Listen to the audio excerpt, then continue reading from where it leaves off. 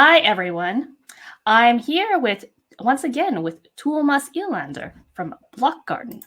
Uh, he Hello, and hello. I think, was it 5 other members co-founded this startup?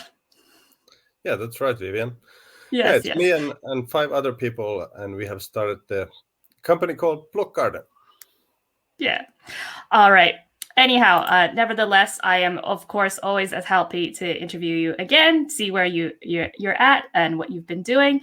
I was recently informed that you've been for 1 year together with the UrbanTech Helsinki Accelerator. So it's just good to see what you've been up to. But for those of you who may not know you, why don't you maybe just quickly introduce yourself and your business? Yeah, Blokgarden is our company and our way to help people to grow food in an urban environment. How it all started is that me and a couple of friends we had a garden patch, and well, to be honest, we failed a couple of times quite badly. You know, the cucumber seedlings got frozen in the ground before it even got started, and at the end of the summer, our tomatoes, yeah, there was a couple of weeks when we didn't water them, and they ended up dying. So I think that's how all of this sprouted out. We were thinking that, I mean, there should be an easier way to produce food in an urban environment, and there should be some support to it as well. So that's how we ended up making up Blokgarden. And what Blokgarden is, it's an easy garden box. It's a garden box that we deliver to your home step, to your doorstep in the spring, together with soil and seedlings. Over the summer, we help you to grow those seedlings into full plants, and we help you to get crop out of those plants. You get weekly instructions from our app, so you get tasks and information about the plants, what you should do so that you're successful. So that, and also that hopefully no one else forgets to water their tomatoes or forgets to do one of those crucial things that you need to do with the plants so that you get crops out of them. Mm. So that's how we help people to grow food. And also, why we have this garden box as a service is that at the end of the summer, at the end of the season, the soil is all used up and it needs to be refurbished. So we come and collect back the garden box and we refurbish the soil. We compost it over the winter time, and that way we can keep the same soil circulating from year to year. So that's what Blokgarden is. Blokgarden is a garden in a box. Nice. And you've already kind of answered this question you've already kind of answered this question a little bit already, but why did you decide to become an entrepreneur? Like, why do a startup? Well, the story behind it is that we're lousy gardeners. At least I have my green thumb in the middle of the hand like this. So I needed some gardeners around me. I'm really passionate about growing things, and I'm really passionate about food. I love to eat and I love to cook and I love to grow things. But the fact is that it's not easy. So that's how, once we got the idea, and there was a couple of gardeners who were interested in joining up, so it sort of became obvious that we need to make this as a startup. We need to make this as a real company and push this forward. And we saw some really good opportunities with a concept like this. It's brand new concept. No one has ever tried it before, so we just wanted to jump ahead and try it out. So you just felt like that was, you had a problem, you wanted to solve it, and you just felt like that was really the best way to do it by kind of going through and creating it as a business. Yeah. Well, we started out kind of like carefully, and we started out small. So the first year was just a trial. We didn't jump ahead and quit our jobs straight away. So we started out slowly and tried out one summer how it goes, and it went really well. And we got a lot of attention and a lot of interest from people. We sold out in the first year. So when the second season was starting, I decided to jump ahead and go for it and become a full-time block gardener. Was it scary making that leap from, from that kind of steady full-time job to the startup Yeah. world? Yeah, and it still is every month. so so Yeah. it hasn't become any easier, but I hear that after 5 years it becomes easier. What kind of things do you kind of tell yourself to just, to remind yourself that, hey, this is the path, this is the best way to do it? Because I know there's been times for me when I'm always kind of like, did I make the right decision? Like I have this kind of like, well, maybe with just, for example, with shopping, like I have this buyer's remorse. Did I do the right thing? Yeah, well, to be honest, there's ups and downs and highs and lows, and I do have doubts every now and then, but I keep reminding myself that okay, this is something that we've been pushing forward for 2 years now, and it's working out. I mean, it's somehow working out, even though sometimes I have my doubts, but still it works out, and people are interested and people are supporting me. And maybe the biggest thing behind all of this is that I've received a lot of support from various communities around us. And if I have some bad days, I can always lean on to those communities and get some support out of them.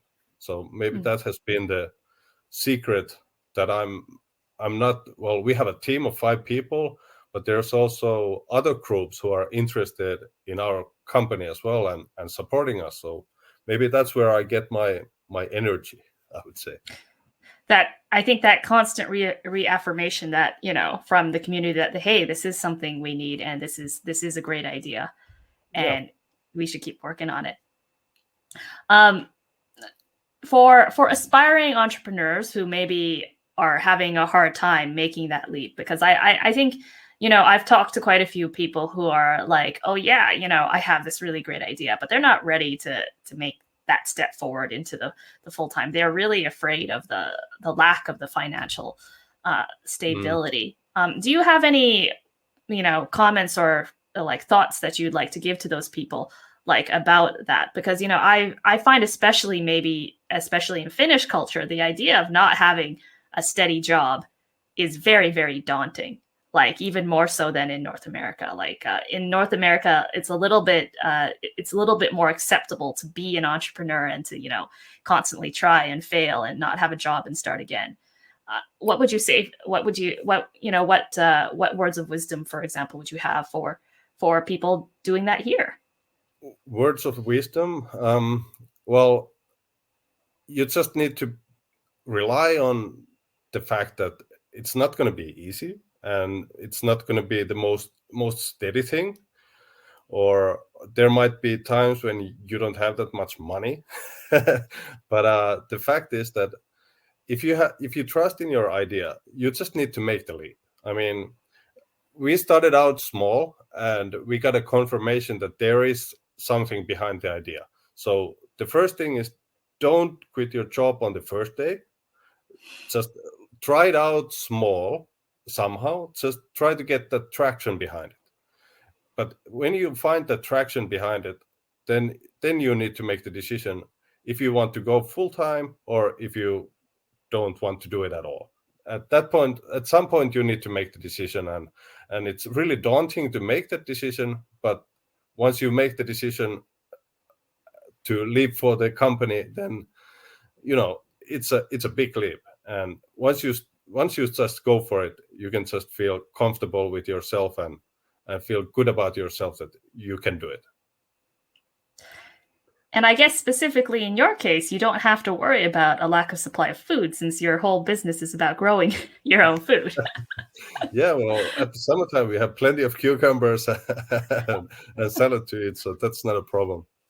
Yes, yes, yes. I think that's one of the jokes, right? Oh my goodness, I got to put food on the table. So I guess if you go with a food startup, that depending on the food startup, you might Mm. be able to spare yourself that, well, at least that one insecurity that you might be having. But obviously, one thing about running a company is to plan your financials. So that is the biggest thing when you're running a company. So make sure you have cash flow, and make sure you have a plan on how to deal with the bills, how to deal with the salaries, and have a plan and revise it every month. That's my big wisdom behind it. I actually think that's very, very good wisdom and advice. I think I think many entrepreneurs they love and they're excited about the idea, but they're maybe not so ready for the boring financial stuff that comes with operating and running a business. I hate it as well, but it's just something that needs to be done. To keep it going, exactly. Find a good accountant, right? Yeah, definitely. Find an Yeah, accountant. yeah. So of course you've actually one of the things that's been helping to support your startup and its continued progress and growth is that you've been through a lot of accelerators and incubators. I believe you went Yeah. you started off here in Tampere with the Red Brick Accelerator. That's And right. I think you've done a couple of more. I can't keep track of all of them. And now you're finally you also were accepted last year into the UrbanTech Helsinki Incubator. Yeah. How has your experience with this incubator been so far? Did you get what you wanted out of the program, or are you getting what you want? Yeah, definitely. I've felt like all of the accelerators and incubators where we have been, they have been such a huge support for us. I mean, and also taking the company forward all the time. And especially now that we have been with UrbanTech Helsinki, they have helped us to take the Blokgarden again onto another level. They have helped us to reach some contacts, especially with bigger customers and with bigger clients. They are bigger than we could have ever reached ourselves. So when they have been introducing us, for example, to Fiskars and city of Helsinki, so it's so much easier to go through an incubator like this than instead of calling up yourself and asking for an appointment. So UrbanTech Helsinki has been good in making connections, and I also find many of the sessions that we have had, like workshops and many of the mentoring sessions, to be really inspiring. Like we have gotten so many good new ideas from there, like how to move on and what to do next. Because that's always, I must say that that's maybe one of the biggest problems as being an entrepreneur, because you have to make all the decisions yourself. So when this UrbanTech Helsinki, they have given us kind of like support on this decision making as well. Like once you have these big decisions to make, like what is the direction where to go to, it's really nice to have a mentor who you can talk to, and you can, and so it's helping to take the ideas further and making the decisions that you need to make. Anything in particular that you might think stands out as unique in this incubator program in comparison to the ones you've been in previously? Yeah, I would say it's the approach. It's the approach of concentrating on urban tech, which is sustainable cities, which is urban farming, and which is mobility. So they are really concentrating on this, urban tech, like it says on the name. So I haven't seen any other incubator like this, which is concentrating on rather, how would I say, they have a really well set up team for the incubator. So it's also all the startups there. They are all in quite well. It's a widespread, but still it's a similar approach, which is how to live in a sustainable city. That's how I would describe it. Sustainable Mm, city incubator is what mm, UrbanTech Helsinki is. mm. It's also, I think, quite interesting when I was interviewing some of your peers. They also said that this program it's minimum 1 year in length, but Hmm? it can be up to 3 years in length. I think I don't know many incubator programs that are maybe that long in duration. Usually they're about 4 months or 6 months, or they're an accelerator program. Are you going to be continuing to be working with the UrbanTech Helsinki Incubator? I don't want to mix it up. For up to the 3 years, or do you think you're going to be moving on to another program of some kind? Well, let's see. I mean, if they accept us to continue, then obviously it's been beneficial for us. So obviously we would like to continue. And I think it's going to be more like, if not continuing in the active program, then still keeping up as an alumni. So I think that is big benefit for us to be an alumni.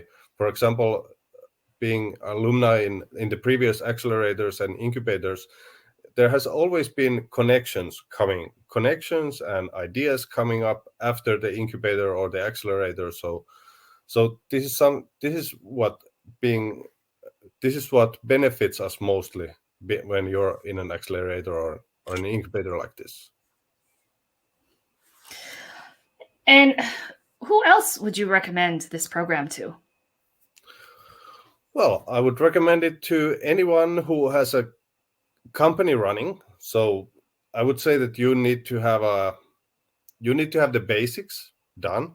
So you need to have a company, you need to have the idea, and maybe I would say that you should have your first customers so that you can push on and really incubate your idea to the next level together with UrbanTech Helsinki. Because once you start the program, it's not about the total basics of running a company, or it's not about the basics. So I would say it's for the little bit more advanced. So you need to be one step ahead and done the basics of your company, and then you're ready for UrbanTech Helsinki.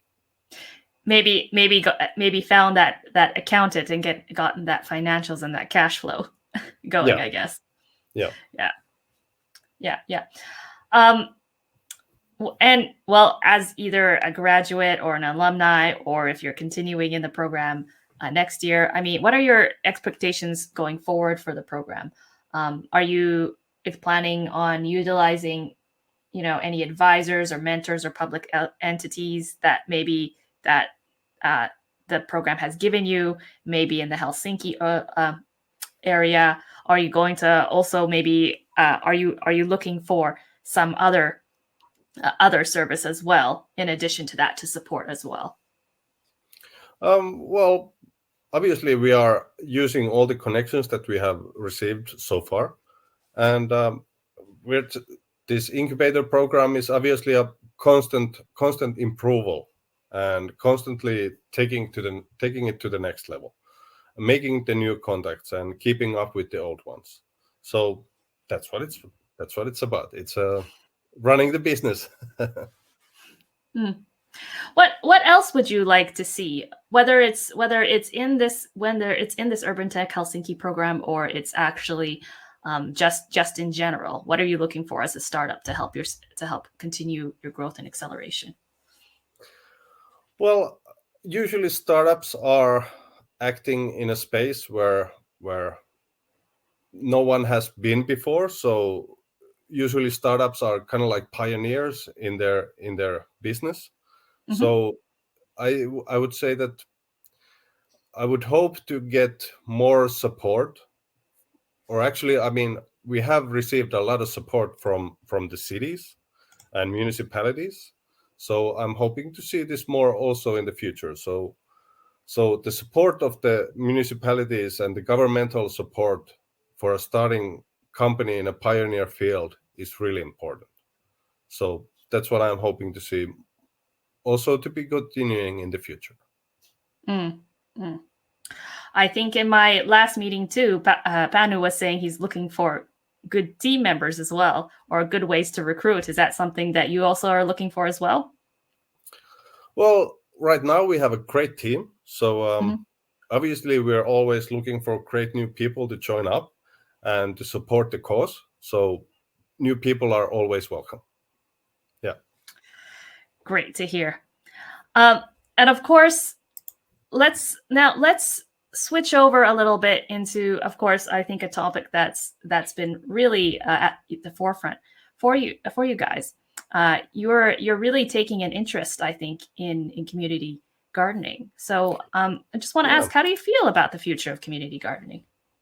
Well, this is something that we have been really working on during this incubator. Last summer, we had 3 larger community gardens that we set up, and we help people in those gardens to nurture their plants and to be successful in their gardening. But this is something that we developed a lot further during the UrbanTech Helsinki Incubator, and this is something that we really want to concentrate more and more. I totally see community gardening as the future's way to produce food in an urban environment. I mean, people want to grow their own food, but still people need some support to it. And I'm hoping to have Blokgarden as the supporter of community gardening. Yeah, and you've shared some pictures with me for the audience to take a look at. Yeah, here's some pictures from last summer. This is me and Rene. We were in Tesoma in Tampere in Käräjätörmään. We set up a community garden of 100 boxes in there. This was a great place to experience and try out. It was a new experience for us as well, like setting up a garden this big, but it turned out great. And I'm guessing the people loved it. Yeah, I think you have a couple of other pictures as well. Yeah. This is from the grand opening. There was actually a band playing. It's there in the background. They were playing these saxophones and these horns. It was awesome. Oh, that must have been a really nice vibe. Marching music. Yeah. And then, is this also the same place? Yeah. This is from the same place, and I think this is what the community gardening is all about. It's about teaching other people and helping other people to get started. I mean, that's what it's all about. And these guys, they had these 2 kids here. They had never tried any gardening before, but they came up and they were totally excited. And actually, they came up every single Wednesday. I was there every Wednesday, like helping out in the garden. So they came every single Wednesday to hang out with me. So I really got to know these 2 guys quite well. Yeah. Yeah, and here's just a picture of the announcement board. So it's about the communicating with the other resident people over there. This is something that I found this is really mostly important, that we need to do this even better next year. So this communicating in a community garden, that's the most crucial part of it all, I would say. Yeah, and it just goes to show you that that these gardens are a place to connect. And I think, in COVID times, feeling that connection has been kind of tougher and harder than ever because you can't visit people in person. I've seen and read a lot about the health benefits that can be had from doing this kind of communal gardening as well, or just even having plants in your space. Yeah, it's been very recognized that gardening and taking care of plants reduces your stress levels, and obviously it's good for yourself if you have something to take care of. And once you get to see how it grows, I mean, you get a plant to your balcony and in the spring, and you get to see how it grows every day. You take care of it. It becomes like a child or a pet for yourself. It's fascinating to see. It's the miracle of growth. But also with community gardening, it has been recognized that houses that set up a community garden, the residents are more active. They come outside to the yard. They meet up with their neighbors. There's less graffitis. There's less messing up. People take better care of the houses. And actually people, and also the rental companies, they found out that people who, when they set up these community gardens, people tend to prolong their rental relationships in there. So it's really beneficial for rental housing to set up a community garden like this. Mm. I remember I received a lovely garden. I received a lovely Blokgarden box from you, and I think for me and my boyfriend, it was just so exciting when we first got it, and it was just kind of nice to have everything set up. I mean, I actually bought 2 plants this winter, kind of like in an excitement to kind of try and continue my gardening throughout the winter. So I was thinking maybe I should buy some plants that are good for winter and sunlight, and it was pretty hilarious. I thought I bought what was a very easy to care plant, but it's died. Yeah. I was just and it was I just had to laugh a little bit because so basically I bought 3 plants over the winter. 2 were Christmas cactuses, and one was this Norfolk pine. And I thought this pine tree that I got, it would be the one that was the most resilient or lasted the longest because it's a winter tree. Then when I started searching the internet, I found out it's actually from Australia. And was this thing about, it needs lots of sun. Okay. The leaves turning brown. Oh, you might be watering it too much, or you might be watering it too little. Or you might be giving it too much sun, or you might be giving it too little sun. I was just thinking in my head. I think we need to set you up something for the next winter as well. I know. I was thinking, where is my Blokgarden app? Because I'm getting really annoyed with the internet right now. It's just telling me I'm trying to figure out what I'm doing wrong, and they just said, it could be this, or it could be this, or it could be that, or it could be this, or you're just doing nothing right ever. So well, we have a new box coming out soon. So I'm sure to deliver you a sample for the next summer. So it's a new type of a box, and we also have a lot of new plants. So you'll be sure to try out maybe watermelon. Oh, wow. Yeah. Watermelon in a box. Well, speaking of the name, that uses a lot of water. So I think that'll be fun to try. Yeah, you need a watering system for it. Yeah, we'll see how that goes.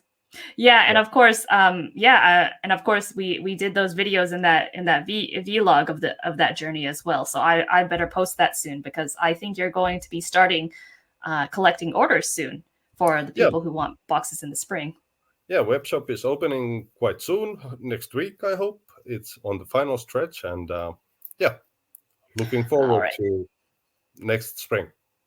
I'll be sure to upload those videos then for anyone who wants to see what the experience is like.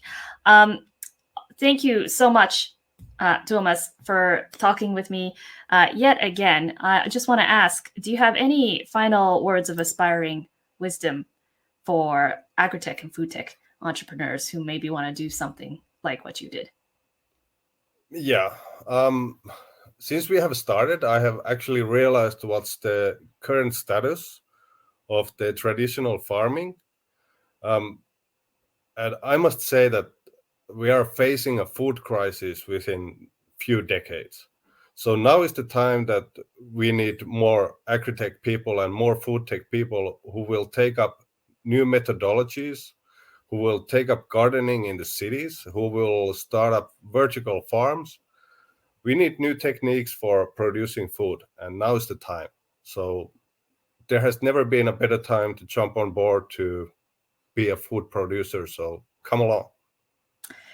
All hands on deck. And if I recall correctly, you don't actually have a background in food necessarily as a farmer or a chef or anything like that. So it's kind of something anyone can get involved with if they're passionate about it, right? Yeah. Obviously, maybe you need a couple of gardeners to support you like I did. So yeah. But sure, there's many things you can do. Everybody is needed. So once again, for those of you that missed it, this is Tuomas Ilander, co-founder of Blokgarden. You can visit their website, blokgarden.com. Do you have a subscriber list in case people want to be notified when the web shop is open? Yeah, there is. Come and sign up, please. Yeah, so for sure, sign up for their mailing list, get notified when the web shop is open. I believe you sell out every year of the boxes. Is that correct? That's the aim. That's the aim. Yes, or you almost sell out. So be sure to do that as well. And thank you so much for listening to this interview. And if you have any questions or you want to reach out to Tuomas or connect, just reach out to him on his website. He'll be happy to talk to you. Yeah, it's been a lovely interview, Vivian. Thank you very much. Yep. See you Bye, soon. everyone. Bye.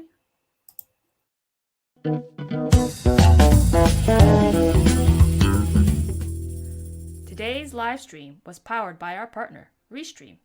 Click on or visit our affiliate partner link, restream.grsm.io/foodtechies, to receive a $19 credit towards your first subscription. When you subscribe to Restream using our partner link, we may receive a referral fee, which goes towards helping us continue to produce content like this for you. Thanks again for watching.